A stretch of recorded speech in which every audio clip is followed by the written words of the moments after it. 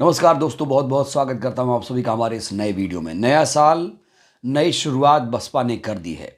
दिल्ली में बसपा सुप्रीमो की भी एंट्री हो चुकी है। जी हां दोस्तों, दिल्ली चुनाव को लेकर मायावती जी ने खास रणनीति बनानी शुरू कर दी है। बहुत सारे लोग सोच रहे होंगे कि यूपी में बसपा कुछ कर नहीं पाई, कई राज्यों में बसपा कुछ कर नहीं पाई, दिल्ली में बसपा क्या कर लेगी। तो उन्हें जानना चाहिए कि दिल्ली चुनाव में बसपा का इतिहास क्या है। सबसे पहले दोस्तों हम इतिहास बताएंगे कि दिल्ली में बसपा ने कितना अच्छा कब कब प्रदर्शन किया, ये जानना बहुत ज़्यादा ज़रूरी है। तो बीएसपी का इतिहास दिल्ली में कैसा रहा ये मैं आपको बताने जा रहा हूं। सबसे पहले देखिए, 2003 में बीएसपी ने 40 सीटों पर चुनाव लड़ा था, 40 सीटों पर। और जानते हैं वोट शेयर कितना था? करीब 6% वोट शेयर 2003 के विधानसभा चुनाव में हासिल की थी। 2008 के विधानसभा के चुनाव में बीएसपी ने 2 सीटों पर जीत दर्ज की थी और तब बीएसपी का वोट शेयर था करीब करीब 15%। ये किसी को दोस्तों यकीन नहीं था। 2008 का चुनाव शायद ही बसपा के लोग कभी भूल पाए। 2013 में बसपा का प्रदर्शन कुछ खास नहीं रहा। 2015 में बसपा का प्रदर्शन खास नहीं रहा क्योंकि वोट शेयर सिर्फ 1.5% हो गया था। और 2020 के चुनाव में जब बसपा ने सभी सीटों पर चुनाव लड़ा था तब वोट शेयर बहुत ज़्यादा घट गया था और इनका वोट शेयर था 0.71%। तो वो बीएसपी जो दिल्ली में बहुत ज़्यादा मजबूत हुआ करती थी, वही टारगेट फिर से बनाया गया है। 2008 वाला टारगेट बनाया गया है कि जो हमारा 14-15% वोट शेयर था उसे दोबारा से हासिल किया जाए। दोस्तों आपको जानकर हैरानी होगी कि दिल्ली में 20% एससी वोटर हैं, 20%। और दिल्ली में 12 सीटें आरक्षित हैं। दिल्ली में 12 सीटें आरक्षित हैं, 70 विधानसभा सीटें यहां पर हैं। इस बीच 70 सीटों को लेकर बीएसपी ने चौंकाने वाला निर्णय लिया है। आपको बताएं तो दिल्ली को बीएसपी ने 5 जोन में बांट दिया है, जिसके 5 जोनल प्रभारी हैं। उन 5 जोनल प्रभारियों के नाम मैं आपको बताना चाहता हूं। सुदेश आर्या, धर्मवीर अशोक, रणधीर बेनीवाल, सुजीत सम्राट और सीपी मसंद, 5 लोगों को जोनल प्रभारी बनाया गया है।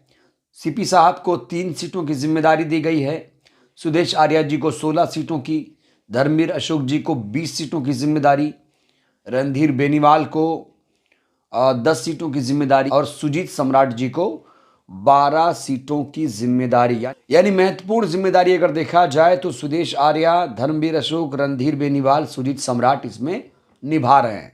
इन लोगों के कंधों पर ही कहा जा रहा है कि उम्मीदवारों की चयन की जिम्मेदारी होगी और जीत की जिम्मेदारी भी इन्हीं के कंधों पर ही रहेगी। इस बीच मायावती जी को लेकर एक बहुत बड़ी खबर सामने आ रही है। खबर यह है कि 15 जनवरी को जब उनका जन्मदिन होगा, आपको बता दें 15 जनवरी को मायावती जी का जन्मदिन है और लखनऊ में जन्मदिन मनाने के बाद मायावती जी सीधे लखनऊ से दिल्ली आ जाएंगी। कहा जा रहा है कि मायावती जी चुनाव तक यहीं पर दिल्ली में ही रहेंगी। जब मायावती जी दिल्ली आ जाएंगी उसके बाद ही उम्मीदवारों की घोषणा की जाएगी। माना जा रहा है कि 15 जनवरी के बाद ही दिल्ली चुनाव के लिए बीएसपी उम्मीदवारों की घोषणा हो जाएगी।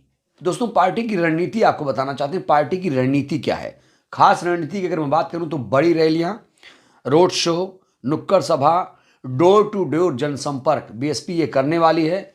पार्टी का फोकस इस बार महिलाओं, युवाओं पर रहेगा। दागी छवि वालों को टिकट नहीं मिलेगा, स्वच्छ छवि वालों को टिकट मिलेगा।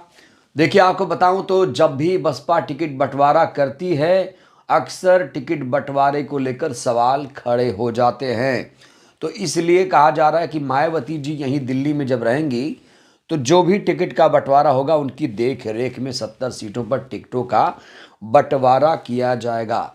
वहीं आकाश आनंद जी को लेकर भी खबर है कि आकाश आनंद जी भी दिल्ली में चुनाव प्रचार करेंगे और पहली जो सभा उनकी है वो कोंडली में 5 जनवरी को लगाई गई है। उसके लिए तैयारियां शुरू कर दी गई हैं। बड़ा सवाल ये है कि जब दिल्ली में बसपा उतरेगी तो क्या करेगी, ये बहुत बड़ा सवाल है। क्या दिल्ली में दोबारा बसपा 2008 वाली स्थिति में पहुंच जाएगी?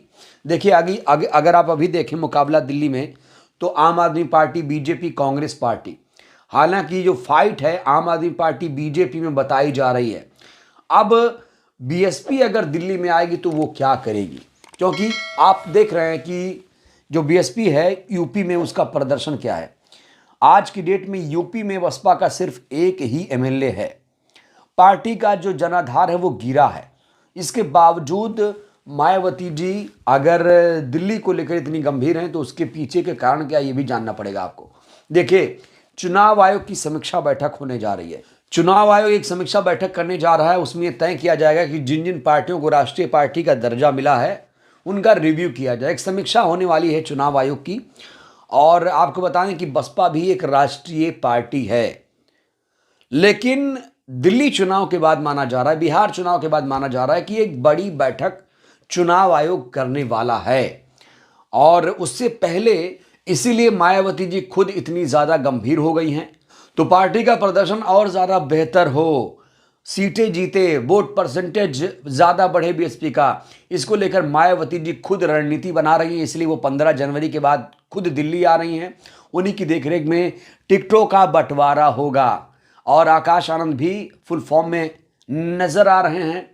उनकी कितने रोड शो होंगे, क्या बहन जी भी रोड शो करेंगी, बड़ी रैली करेंगी, ये बड़ा सवाल है। लोग डिमांड कर रहे हैं दिल्ली में कि बहन जी की भी जनसभा होनी चाहिए।